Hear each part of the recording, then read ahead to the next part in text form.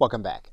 By looking inside of the storage area of your Microsoft 365 account, you'll notice on the bottom left-hand side, you see a link that says OneDrive Admin. And so in this case, we're going to click that link. We're then going to have access to administer our OneDrive account. First, we can determine our sharing settings, and this will help us to share links from within our OneDrive. We can also control how our devices sync to the OneDrive account. So if you want to have your personal computer and the documents on it synced to the documents on your online account, you can do that through this menu. When you have to dismiss someone from your team or from your group, you can determine how many days their files will be available in OneDrive through this menu.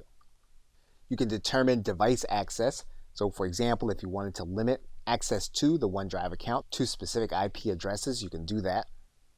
You can use the compliance page in order to create alerts that will tell you when users perform specific activities inside of OneDrive. And you can also determine the notifications that individuals receive when they are interacting with your OneDrive. Once you've completed your system setup, you can then go back to the Home button. Once you've determined how it's going to be used, you are then ready to start working with your OneDrive inside of Microsoft Office 365. So with that, thanks, and I will see you in another video.